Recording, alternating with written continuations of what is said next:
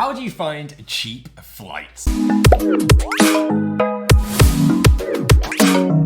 Hello deal hunters and welcome to my money saving travel series on YouTube. Deal hunters, let's save.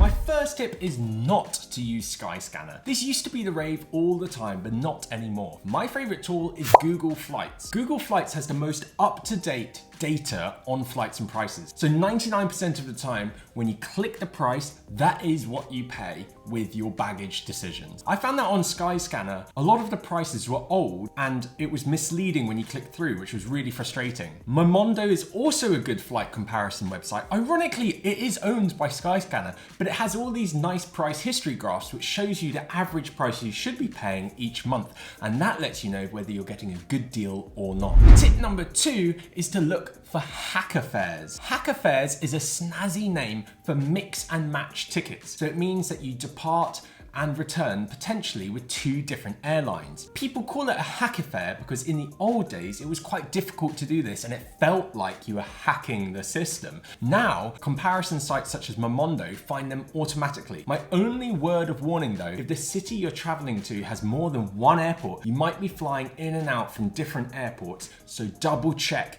before booking transfers and make sure you're flying back to the same airport in the UK. My third tip is to be flexible on your dates. You want to book your holiday for the price, not the date. Being rigid on your dates can cost you double. So when searching on Idealo flights, Google Flights, Kayak, Momondo, if you're gonna use Skyscanner, try selecting the most flexible dates possible. If you're really flexible, which is best, you can just search where you want to go and see when's cheapest. I try to go abroad at least, once every 2 months, and I do that by just looking for the destination and booking it in the future for when it's cheapest. Tip number 4, create Google Flight Alerts. I love these. I have literally hundreds of flight alerts set up, and you get these by email. So you search where you want to fly from, say Birmingham, and where to, Venice or Italy, then press track flights, any dates. You'll get an email with flight deals. At the bottom of that email, it tells you if it's a good price or not. An advanced tip is then to set up email filters so that you can only see the best ones.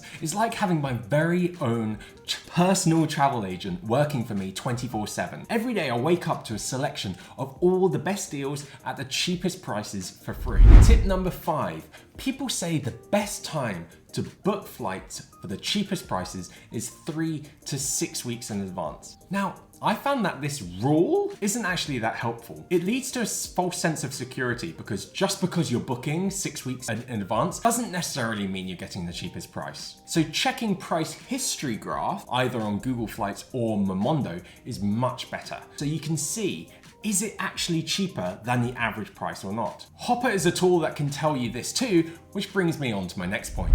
Tip number 6 is to use Hopper. Hopper is a nice free app that tells you when it is a good time to book or not, or to hold off if prices seem a bit expensive. It looks at past trends to predict if flight prices might drop in the future. So it says there's a good chance prices might drop in the future, don't buy yet. But sometimes it gets it wrong and the prices don't drop, so you could have booked it. 7, avoid school holidays. Prices are always the most expensive during school holidays. Whether you are a parent or not, you should research when those school holidays are. Half term only lasts a week, sometimes 10 days, and flights can be double the price in that period. This brings me on to tip number 8. But Tom, I've got kids. I've got to go on holiday in the school holidays. It is legal to take your child out of school for a period of time if you have written permission from the head teacher, and lots of head teachers are more than happy to give it. You've got nothing to lose from writing to politely ask, but you must respect their decision either way.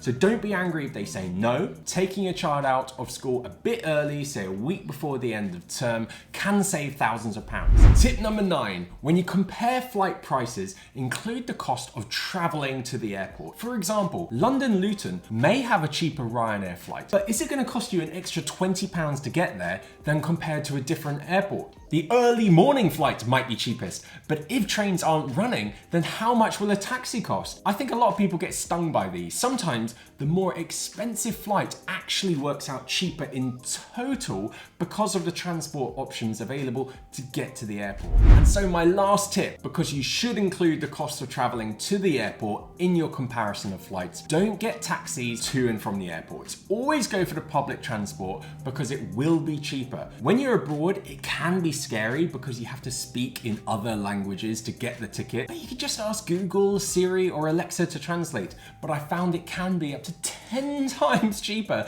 than getting taxis. Deal hunters, thank you for watching. Please give this video a thumbs up if you enjoyed it. Subscribe for more. Deal hunters, I'll see you in the next one.